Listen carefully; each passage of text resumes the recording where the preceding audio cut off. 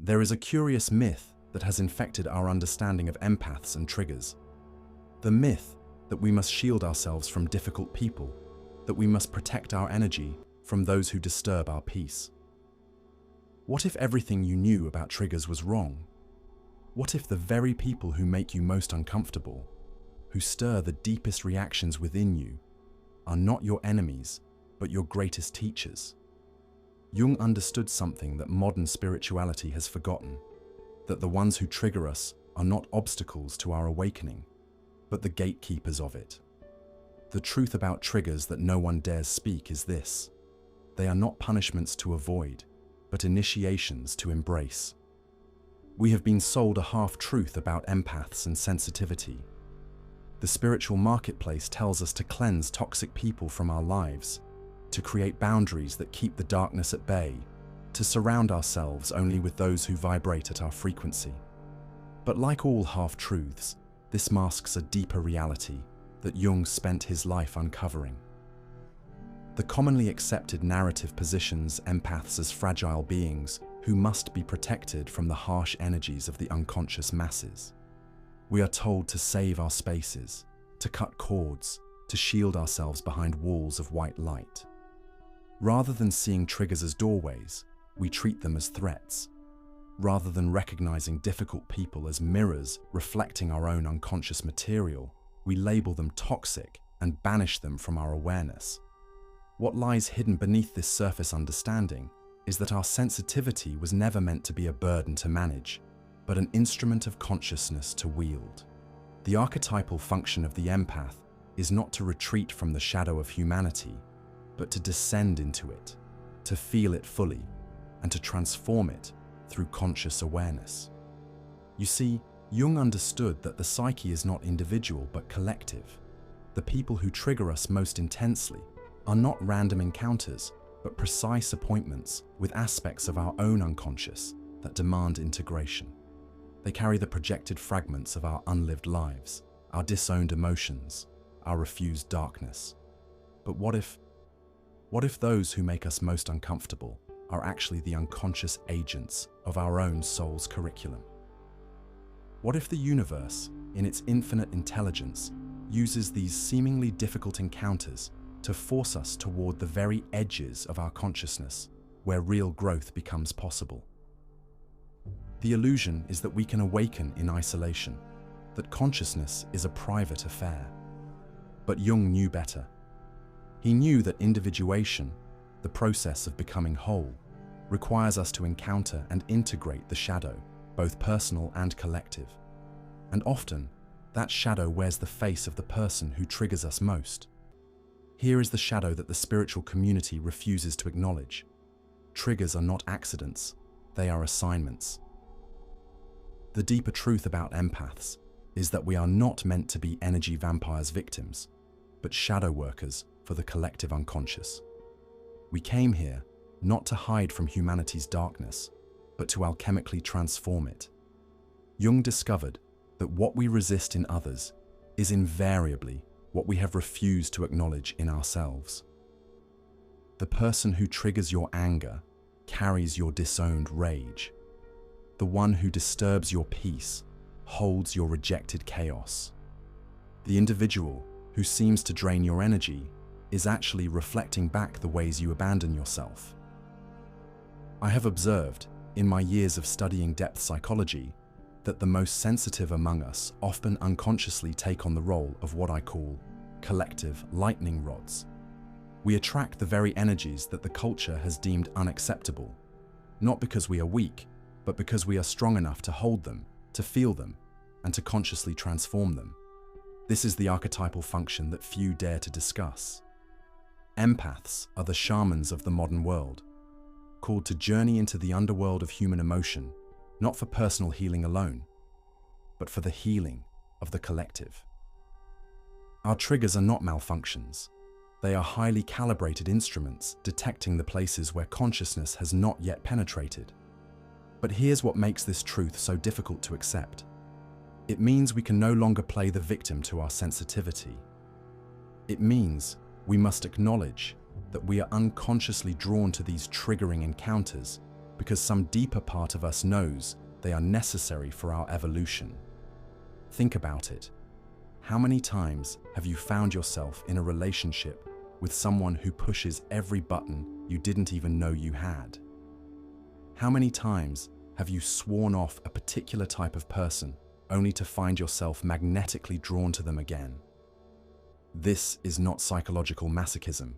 This is the soul's intelligence at work. The uncomfortable truth is that we need our triggers more than our triggers need us. They are the friction that polishes our consciousness, the resistance that strengthens our inner authority, the darkness that makes our light visible. Jung called this process the opus contra naturam, the work against nature. It goes against our natural impulse to seek comfort and avoid pain. But it is precisely this counter-instinctual movement that creates the conditions for genuine transformation. The collective unconscious operates through what appears to be random encounters, but Jung understood that these meetings are precisely orchestrated by forces far greater than our conscious will.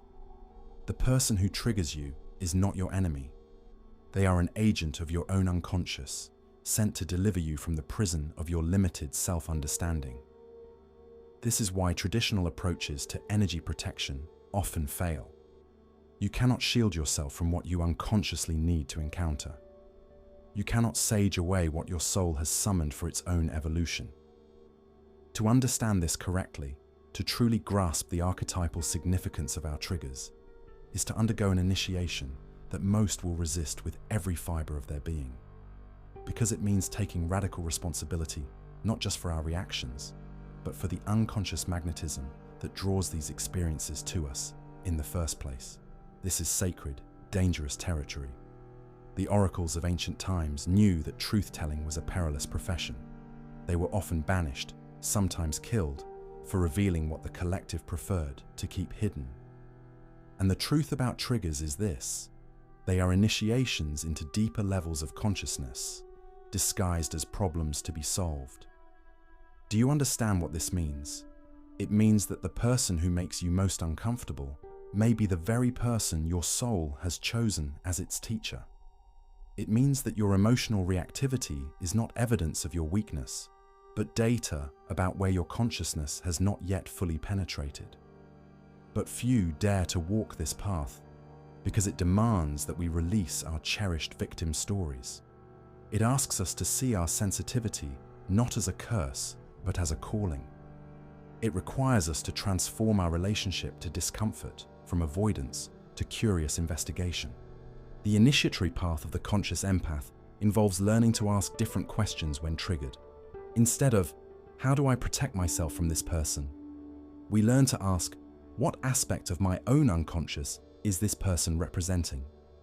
Instead of, how do I get away from this energy? We ask, how is this energy asking me to grow? This is the threshold moment where most turn back, because to cross into this understanding means you can no longer blame others for your inner states. You must acknowledge that you are not just experiencing reality, you are participating in creating it through your unconscious projections and attractions. The shamans knew that initiation always involves a symbolic death, the death of who you thought you were so that who you truly are can emerge. Your triggers are offering you these death-rebirth cycles, these opportunities to die to limited versions of yourself and be reborn into greater wholeness. But listen carefully. This path is not for everyone. It requires a level of inner strength and self-honesty that our culture does not cultivate. It asks you to become comfortable with being uncomfortable, to develop intimacy with your own darkness. The practical wisdom for working with triggers as initiations requires what Jung called holding the tension of the opposites. You must learn to neither suppress your reactions nor be consumed by them, but to hold them consciously as information about your own psychic landscape. This is alchemical work, the art of transmutation. Instead of projecting your disowned qualities onto others, you learn to recognize them as aspects of yourself seeking integration. The anger you feel toward another becomes curiosity about your own relationship to anger. The judgment you hold becomes an investigation into your own rejected parts. Healthy trigger work involves developing what I call sovereign presence, the ability to feel fully without losing yourself, to be moved without being destabilized. This requires boundaries, yes, but not walls. It requires discernment about when to engage and when to retreat, but always with the understanding that the external trigger is pointing toward internal work. You learn to ask, what would it look like to own this quality I'm seeing in another? What would change if I could integrate this shadow aspect consciously rather than meeting it through projection? How is this person serving as a mirror for aspects of myself I have not yet embraced? The refined empath becomes like a tuning fork, still sensitive to the energies around them, but no longer destabilized by them. You learn to feel the collective pain without taking it on as your personal burden. You develop the capacity to witness human suffering without losing your center. This is the difference between unconscious absorption and conscious compassion. The unconscious empath is at the mercy of every energy they encounter. The conscious empath uses their sensitivity as a diagnostic tool for both personal and collective healing. So here is the question that will determine whether you are ready for this deeper understanding. Are you willing to see your triggers not as evidence of others' toxicity, but as invitations to your own wholeness? Are you prepared to recognize that the very people who disturb your peace may be the ones offering you the greatest gifts of consciousness? The path of the conscious empath is not about creating a life free from triggers. It's about developing the inner authority to meet every trigger as a teacher. It's about recognizing that your sensitivity is not a flaw to be fixed, but a sacred instrument to be wielded with wisdom. Feel into this possibility, that you chose this level of sensitivity, not as a burden, but as a calling. That you came here not to hide from humanity's shadow, but to transform it through your willingness to feel it fully and consciously. The question is not whether you will be triggered, you will. The question is whether you will meet your triggers as a victim or as an initiate, whether you will use them to contract or to expand, whether you will see them as obstacles or as doorways. You must understand, this is not about becoming invulnerable. This is about becoming so vulnerable, so open, so willing to feel the full spectrum of human experience that you transform from someone who is acted upon by triggers into someone who consciously engages with them as sacred curriculum. Those of you who feel called to this path, you know who you are. You're the ones who have always felt too much, who have been told you're too sensitive, who have struggled to find your place in a world that seems determined to numb itself to its own pain. But what if your sensitivity was never the problem? What if it was always the solution? This is your invitation to stop running from your triggers and start running toward them with the curiosity of a scientist and the reverence of a mystic. To breathe into the discomfort instead of bracing against it. To feel your way toward wholeness through the very encounters you once tried to avoid. Because in the end, the ones who trigger you are not your enemies. They are the unconscious agents of your own awakening, delivering you from the comfortable prison of who you thought you were into the wild territory of who you are becoming.